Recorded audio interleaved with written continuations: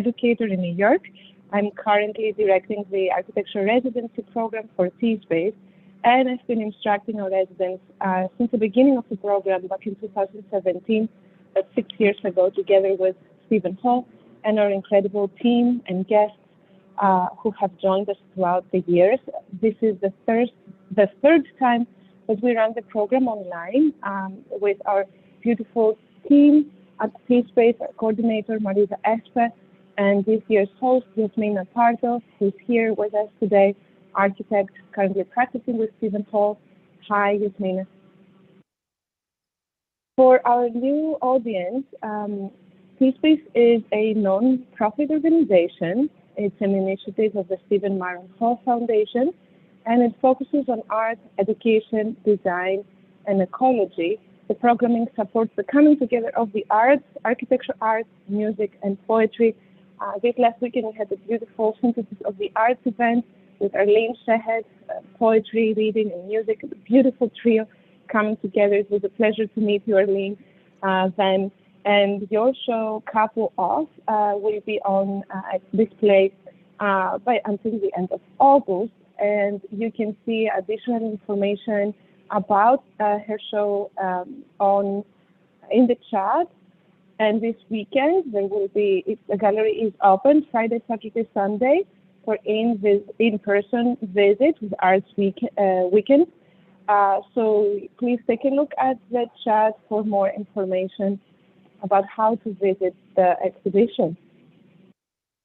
And on September 4th, we will be having our last exhibit for this season, which is a show on pamphlet architecture, which is the first show about the pamphlet. And we're very much looking forward to this. You will also find additional information about this exhibition in the chat. Our lecture for today, Betweenness, Making Sculpture by Arlene Shechet, which is part of our Architecture Residency program.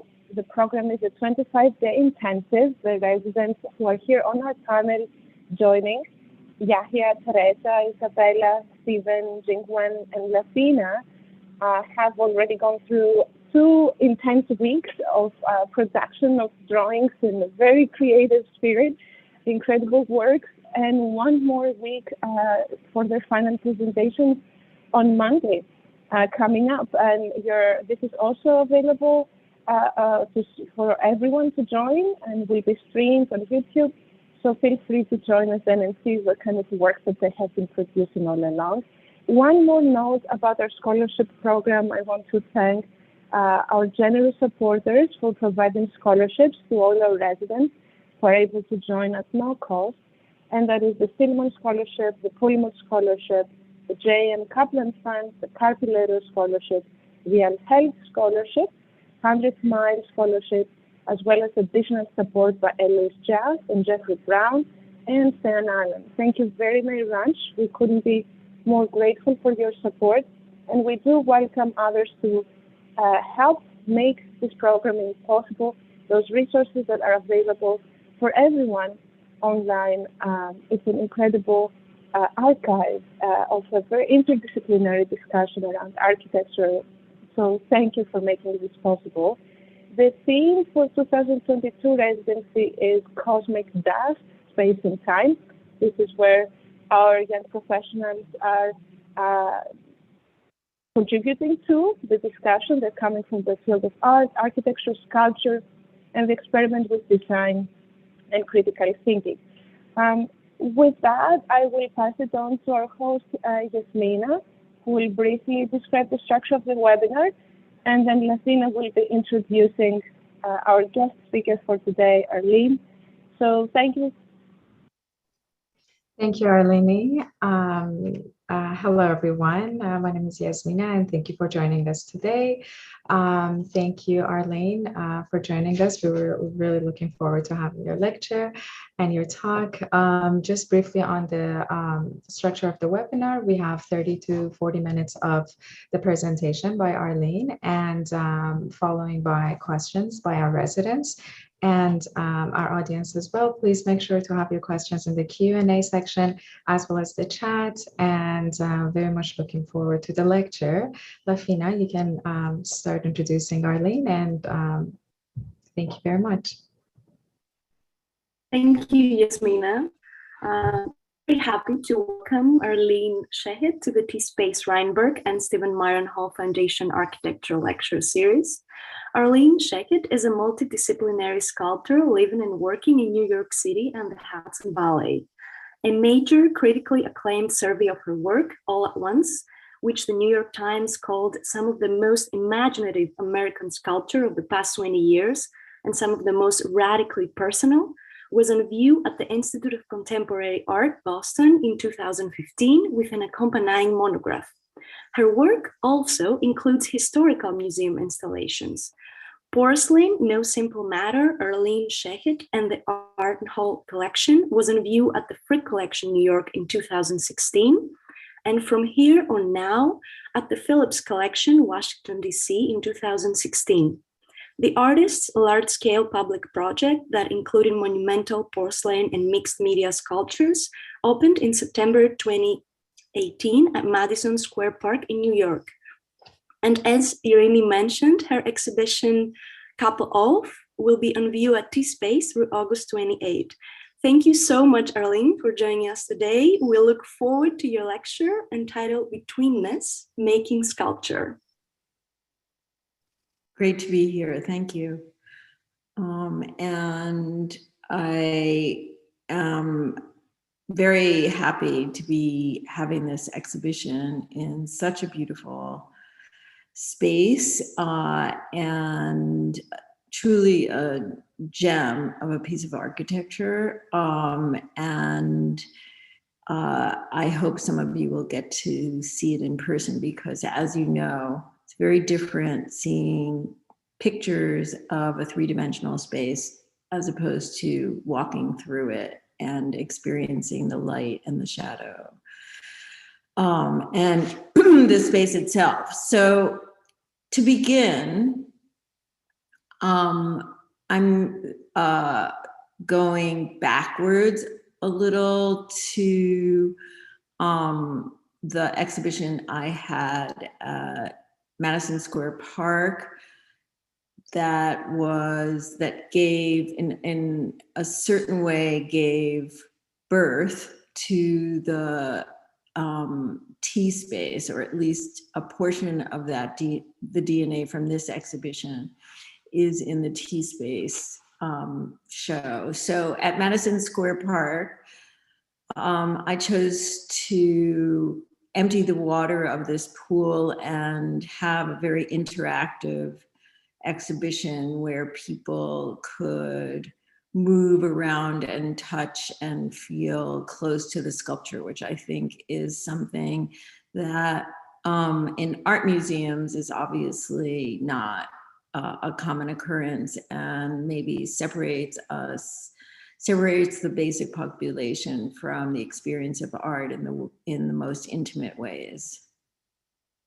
So this is an overhead view, and Irina will, and then my exhibition, this is more close up, this is Diane Wiest, and as part of the exhibition, because I emptied the pool, we were able to have a lot of public programs, including Diane Wiest in a kind of costume I designed for Beckett Happy Days performance, and over a period of 5 days.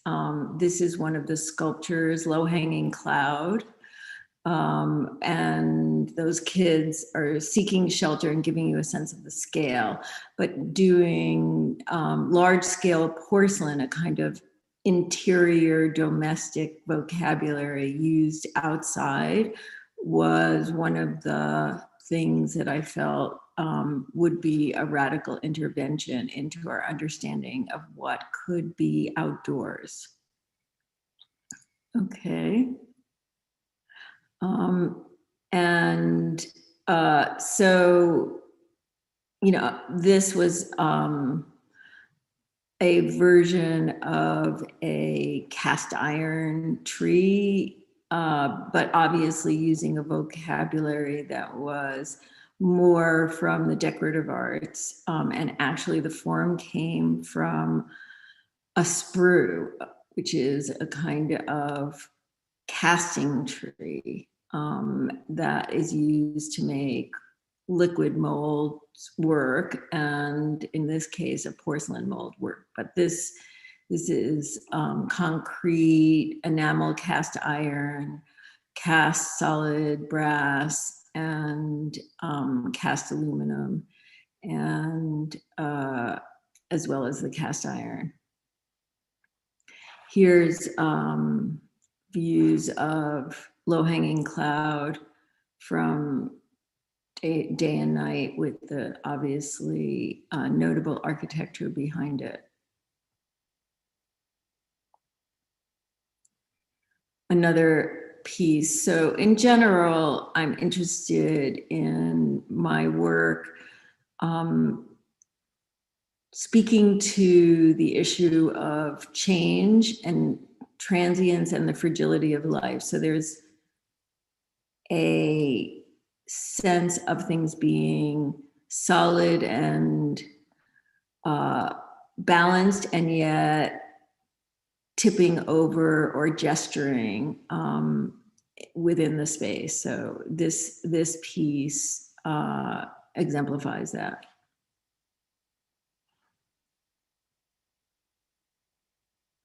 Another performer was Fiona Shaw,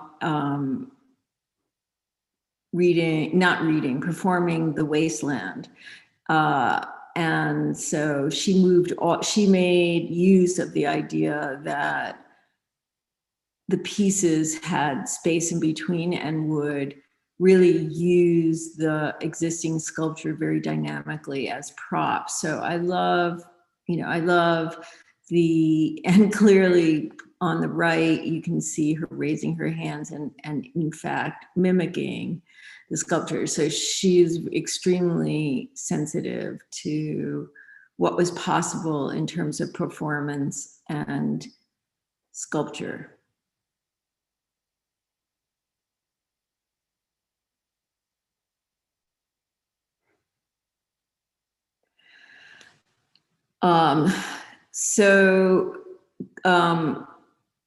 Going back, let's go back, Arena, to that first slide in the woods for 1 second. So when I was invited to work within the boundaries of the T-Space Gallery, Stephen had also suggested that I might think about doing a piece on the sculpture trail, and that I could choose whatever site I wanted. Given that our theme was about couples mirroring and betweennesses, I chose this site thinking, and now we can see the next, thinking that the trees were a great frame for the site. And as it happened, this is long ago, I don't know when, but Stephen had named this particular rock Whale Rock. And to me, the interesting thing was the trees and then the crevice, this crevice in the rock. And I decided, in keeping with much of my other work, that I would try to place a sculpture into the crevice, so that instead of the landscape lightly holding the sculpture, it would be closely engaged with the actual space of the rock. Okay. In order to do this, I asked the young architect in residence to make some kind of diagram or of that space. And we started with this, then we went to then I was needing to get measurements, but then soon realized that what we really needed was an actual dimensionalized skeletal structure of that space. You can see the next.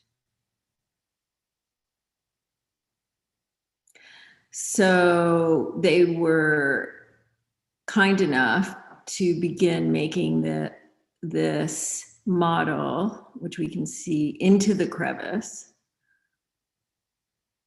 using just wait. Let's go back a little. Sticks and string, and a very delicate structure. Okay. Which obviously was too delicate for us to use as is. So, and I think we can see the next. So we built a substructure around it, like in casting, one would call that a mother mold, but in this, it has a kind of embracing and mothering of what we could actually, and was strong enough so we could actually build into the wood frame that we constructed on wheels. Okay. And the thing that Stephen and I had spoken about was the idea of whiteness in the forest, and not the forest landscape is very absorbent. So I didn't want to just have it be white, but I wanted it to have a gloss to it so that it would literally be like a light in the woods, because scale-wise, it was going to be relatively small, but the idea was for it to be small but have a large magical presence. So I had, from the Madison Square Park project, I had some leftover castings of porcelain. We can look at the next. That we then cut and reassembled to make this sculpture. That in itself was a project. And what you saw was the outside of my studio in Kingston, New York. And then this piece was hauled in about a half mile to the site, and we got a few people together, and now we can move to get this thing in place in the crevice. I was doing the easy job of directing. They were doing the difficult job of nestling it in safely to this space and then joining it. So it has, as I was describing, this kind of balance but imbalance of tumbling down, almost like some kind of force, like a liquid force. And of course, originally this was all cast as a liquid material. It is porcelain. Okay.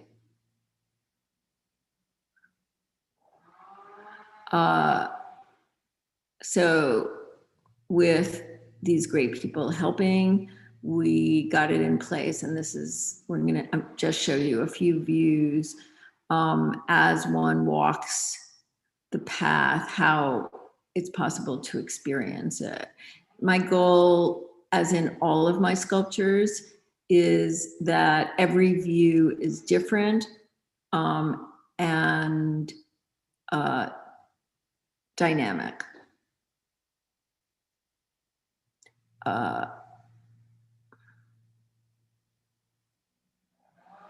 This one in particular says something about what I was trying to get, which is that the piece, the sculpture I made, is literally woven into the rock, so that it appears and disappears from one point of view.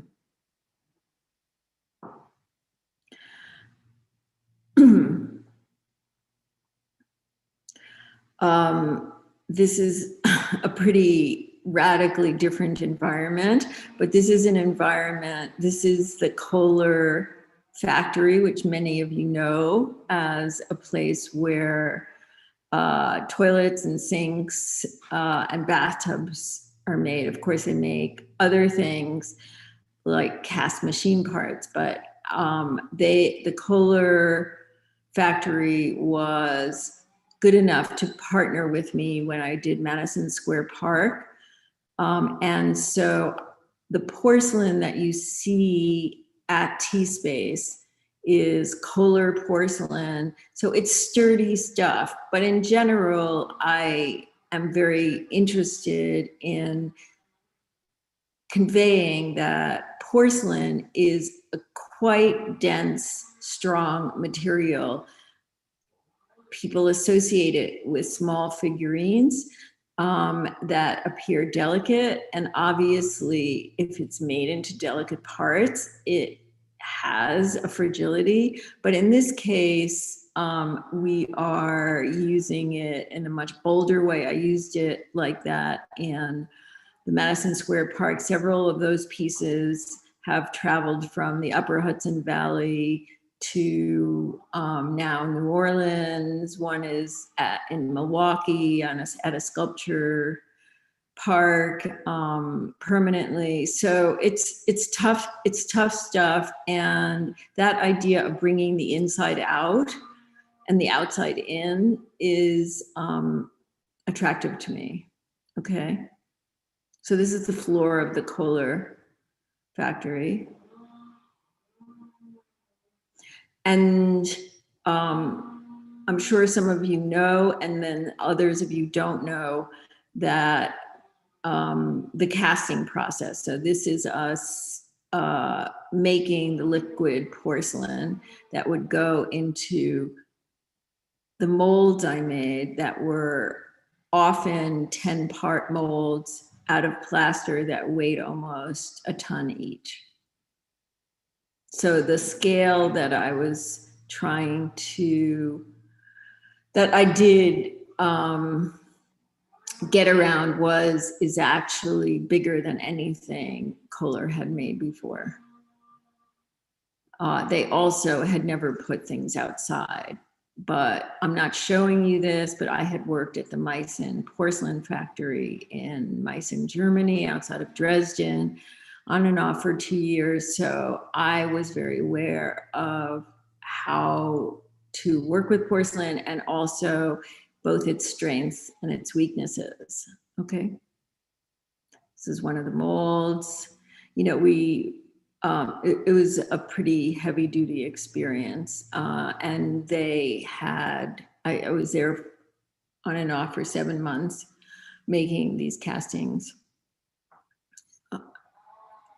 Okay. Here are the molds opened up on the casting floor. So even though these fire in that bright white that you saw before, in liquid, in clay, it is in its unfired state, it's this pale gray. And here are the parts as I started to get them back from the Kohler factory. Here they are in my Kingston studio. where then we had to figure out how to put them together. This gives you the, you know, something, tells you something about the scale of the finished works. Okay. Okay, so that's the outdoor piece. And then I'm going to show you, before you see the finished work, I'm going to show you the process of making iron twins, which is a cast iron piece that I became, from working at the Kohler factory, I became very interested in the material of cast iron. The original of iron twins is made from plaster that I made, this plaster that you can see I'm working on at the Kingston studio out on the dock. And then I wanted to draw into the forms and decided that the best way to do that was to do it in low relief. So I used tape to make a drawing marks that we would then cast.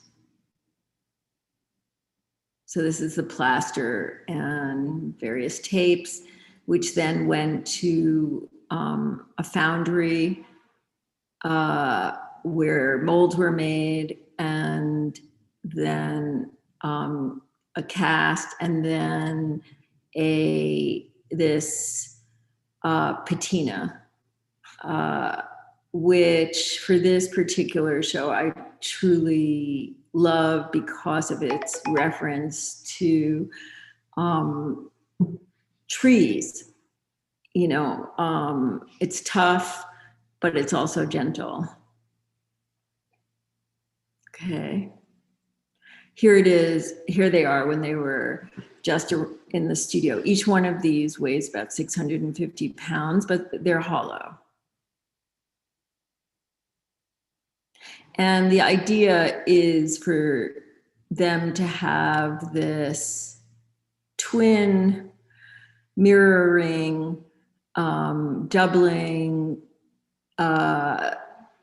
twosomeness that worked with and works with a theme that has moved through my work and also works with the musician and poet I collaborated on for our opening celebration.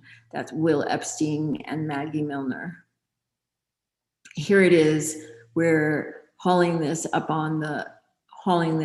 the ramp to T-Space, and obviously before it's unwrapped. Right here, and I think this gives somehow the way the light is landing on the works, this gives you a nice sense of the range of color of this piece and how it's actually the same casting that's meant to, in a way, make a kind of tea and a kind of conversation. They have a figurative and architectonic presence. Okay.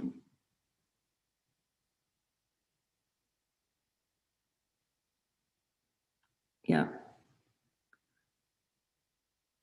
Here they are sort of facing off in opposition to one another, but coming together to make the tea. And I think here the material really captures, I mean, this view shows how the material really captures the lines and the air of the tape I was using to make the marks.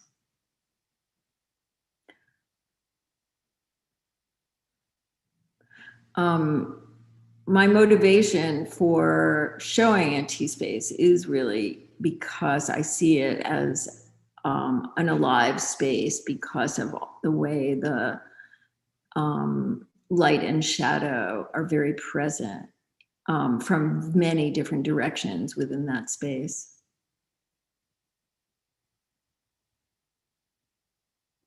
here's a great example of the outside coming in a few different ways, and playing how I feel like I place this piece very specifically so it would play with that idea of the outdoors being present.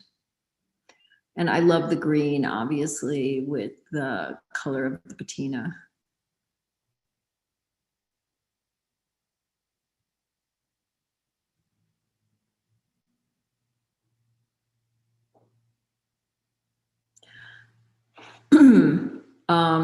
This view shows the next piece that I installed called Mystery History, that I made quite explicitly for this space. Here we are going in on a different ramp.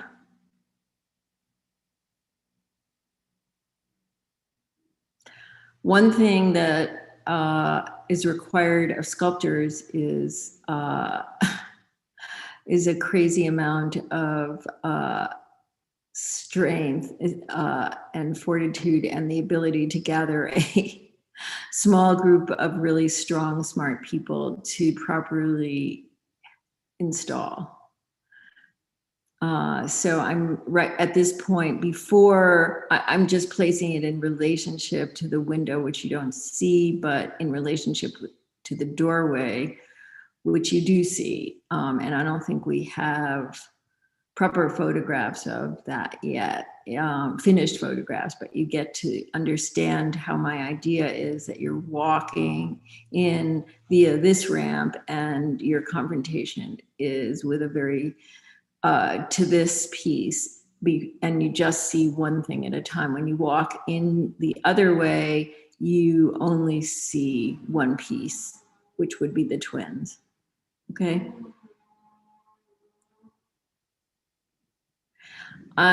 Just a tiny bit of background of making that piece. I don't make pieces from drawings because I make drawings, but not of artworks that I'm going to then make or have somebody else make. I like working in real time, in real space, and have a confrontation with the act, and have that be my drawing, and have the confrontation with the parts as animate. So here I'm starting to work with this trunk and making decisions with that pink tape about where I'm going to insert something, and I just make one gesture at a time and then spend time with it before making the other. So I work, usually it takes between 6 months and 2 years or 3 years to come to a finished piece. Okay. Here it is. Again, get to see my crazy studio with, because of the way I work, I have a lot of things in my studio that I can pull out and start playing with. Here, the piece is coming along, but it doesn't have the steel parts in it yet, and it has no color, and it's, I'm still sketching it out.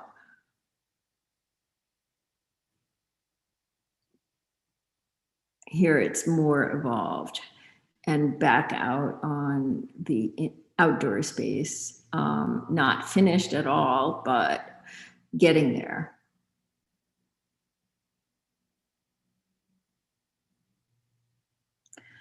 Here it is more finished, where you see it ended up having 3 steel parts, but the joining unlikely materials to one another, almost like armor, or in order to create a sense of discovery and a kind of unlikeliness with how things are inserted together and end up by working together. Again, not, trying to have things be both classical and yet surprising.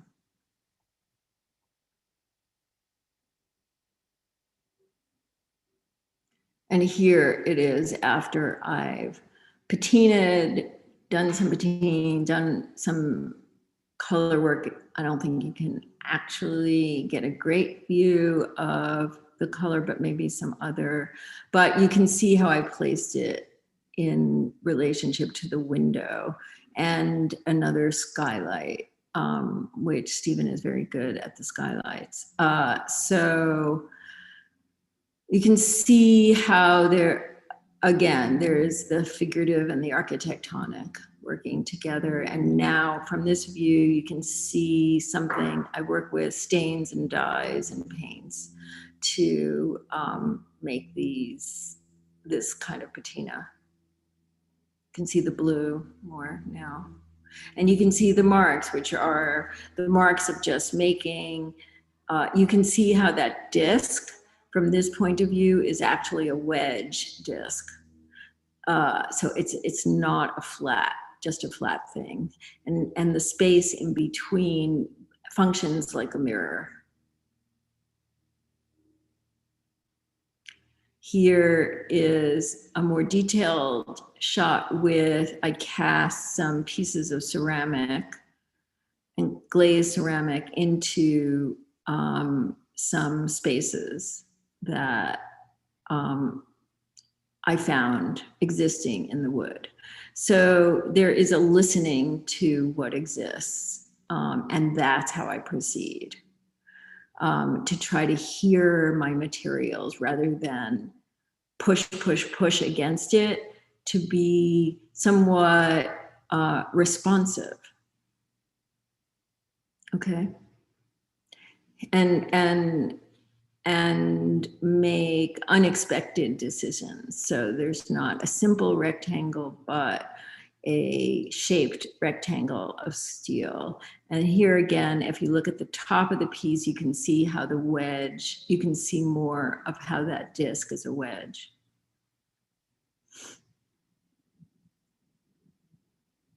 And here are a small view of how the pieces interact.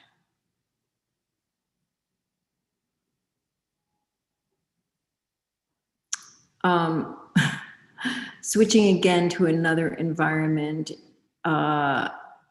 this is a wood-burning Japanese Nobutagama kiln, and that I've started to do some drawings in, and maybe we have the pic, and in ceramic drawings, and I've included 2 of those in the exhibition, but this is what that looks like when it's closed up. And it fires over a period of 2 or 3 days, strictly with wood flaming through and through the body of the kiln, and then it cools for another 2 days. So it's almost a week to make a single firing. And my idea was to show evidence of how the fire should have my drawings show evidence of what the fire does, because the other ceramics I do is made very simply with within an electric kiln in my studio. So this is what they call an atmospheric kiln. Okay.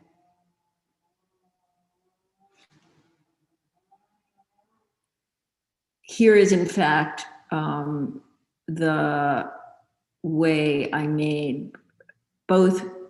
I painted glaze on, the way I made one of the drawings you'll see, painted glaze on, and then I put these pieces of clay on top of certain areas that create a negative mark with the flame.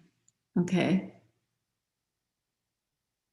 You'll understand what I'm saying better when you see the drawing.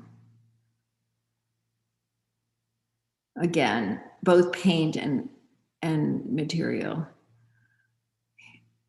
So here's one that's in the exhibition that's finished.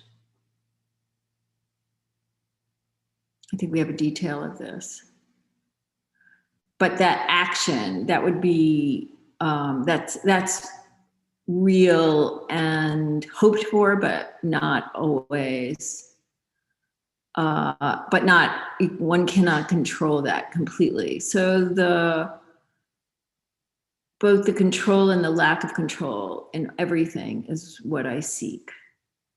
I feel like if you make art, you need to keep life interesting constantly. And so you're spending most of your time, you know, alone or with a small team. And I've spent my life doing this. I continue to do that and look forward to many more years. And it just better be interesting. So too much control stops being interesting at a certain point. Here's that drawing that you were seeing that I pointed out before with the glaze and the marks of clay as negatives.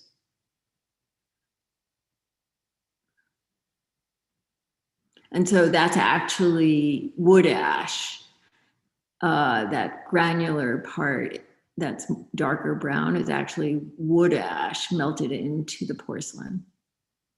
Different kind of porcelain, no Kohler porcelain here.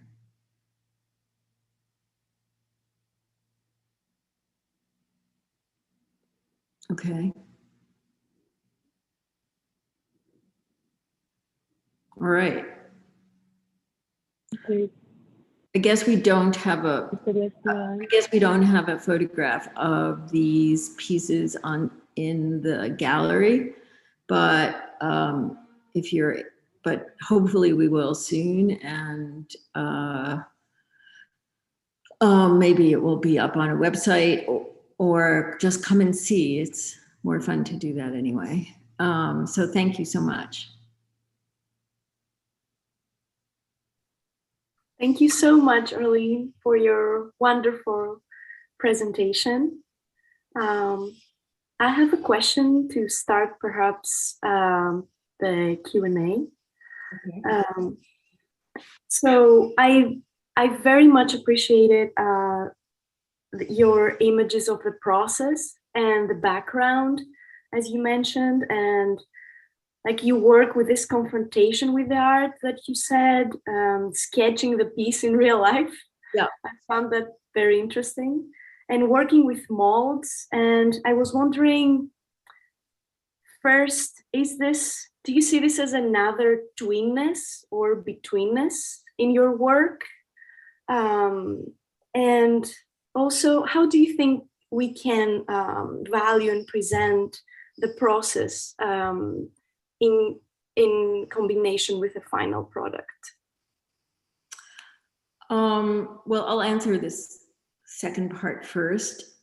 I don't think you need to know the process in order to value the finished piece. I'm giving you the process, not because I think it's essential for people to understand in order to appreciate the work. Obviously, I want the work to exist on its own in any encounter at all times without me or any other words being present. So I'm trying to make works that offer a complexity. That's why I'm saying they're architectonic, but they're figurative, but they're abstract, but they're not abstract. You know, they're open. There's an openness to what I seek. So I don't think that we need to understand process or have a lot of words back up the visual. But I do, in this case, want to be generous and offer to this small group that we're with the background of how I did what I did, and that in terms, and that is just, you know, I do that rarely. So in terms of mold, the essence of mold is betweenness. The essence of mold is that one thing creates, it's a doubling. It is essentially a doubling. One goes towards that process. And the act itself of casting in a mold is very much about coupling and doubling and mirroring. And so I'm you know, everything I'm doing leads me towards that. And I'm working intuitively, and I'm doing whatever comes to me without being overly programmed, but being aware and sensitive and smart to what is in front of me and what I'm dealing with. And so I think that these forms that have come out of me probably have generated my desire to work with molds, and then vice versa. So one thing has led to the other, and I don't think the process, I'm sharing the process because I do think it becomes inseparable from how this happened in me, but I didn't dictate that would happen. So does that answer your question? Yes, absolutely. Thank you so much. I have a question, Arlene. Sure. So I was really struck by, I mean, of course, all the images, but a couple images, one of where you zeroed in on that niche in the rock, and another, part of this is you and part of it is the photographer, but of you installing that piece inside T-Space, and you're framed by the door. Yep. You talked about responding to a space or responding to a site, which Yep. I think for sculptors and architects, we do in ways that maybe, you know, people outside of our field might not understand. Yes. And sometimes within the visual arts outside of sculpture, I've noticed. Definitely. Right. And so like, it's very clear to me that you're very tightly attuned to that. You talked about sight lines and relationships, Yes. Windows and skylights and doors. Yes. Is very hard to talk about. And I'm wondering if maybe, you know, what is your operating framework when you either go into a space or you go to a site to see those things and respond to it, and then make sure that everyone around you also sees that? You can't ever make sure. There's no certainty. You're not gonna make sure of anything. And definitely not going to make sure that the viewer sees what you see, and nor should you. That's why I feel that one needs to make work and spaces be generous, so that there is multiplicity within, you know, a singular experience. There's a richness to that singular experience. And so to give you an idea of a couple of things and see what you're saying, which is how I arrived at that title. I found myself saying it, so I just used couple of. And the openness of that title, couple of, the way it's open is also a kind of architecture. So I see language as a material as well. Anyway, going back to some experiences that I had that are specific, when the director, Susan Wide, took me on the sculpture trail, which I had never been on. I just walked on the trail, and then I turned around and said, this is it. You know, I mean, literally, there was no thought in terms of analyzing it. But then I saw why I thought it was that. Then I saw the way the trees frame. So one has to trust their intuition. And also, it's that intuition is part of a learned process. I wasn't completely born like that. I've just learned how to make myself one with, make my mind and my intelligence line up with my intuition without, again, overplaying that hand. And so that's how that happened. And then it kept giving back. So I think you make a decision and then you get analytical and see what happened, what's there. And it's not that I haven't changed sites either. I mean, I'm doing some other very site-specific things. And in all of my exhibitions, I'm thinking about the space is super important to me. The walls are super important to me. I see them as part of the sculptures. So where I'm like before I got to the space, I was held up the morning that the pieces were placed, those twins were placed, and the art movers and my assistants, because I had then sketched out via Rhino where I thought things were going to go, but they didn't understand that that's just a beginning. So they had actually placed those pieces on that plinth, and I walked in and I just said, that plinth has to move 6 inches. And that was a big deal. But again, that's just like a quick response. And I believe you can trust that. What the height of those is in relationship to the window, all like every nuance is something that you might not be able to describe or that somebody would be conscious of. And it totally doesn't matter.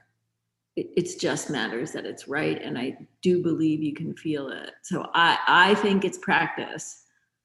I think it's practice in getting your mind behind your instincts, getting confident in terms of making decisions over and over again. So that's it. There's no magic. Thank you, Arlene. Yeah, I think that I always tell my students that sculpture is about seeing, right, and understand, like noticing what you're looking at. And earlier you had used the word encounter, which I think I might borrow. So I'm sure. I don't think it's about seeing. I think sculpture is about seeing. I think sculpture is about feeling and seeing. Mm-hmm. And so you feel that it's right. Where do you teach? I teach at St. John's University in central Minnesota. Yeah, cool. Okay. Do we have any other question from our residents and audience? Maybe we have time for one last question, or Irene, if you want to. Yes, first our residents and other people in the audience, if there are any questions. Otherwise, I would just like to add, there is a note from the brochure and of the exhibit talking about number 2 as representing the prospect of symmetry. And I'm reading from this catalog, A Formal Balance. The human body has 2 halves. We each have 2 biological parents. The sun gives way every night to the moon. within any pairing lies the potential for mutuality, romance, and equilibrium. And it goes on to describe this innate tension between that pairing, right? The positive, negative. And me being a twin myself, I can relate to that tension. Do you want to speak a little bit more about that sense of balance or imbalance in your work, how gravity works or doesn't work?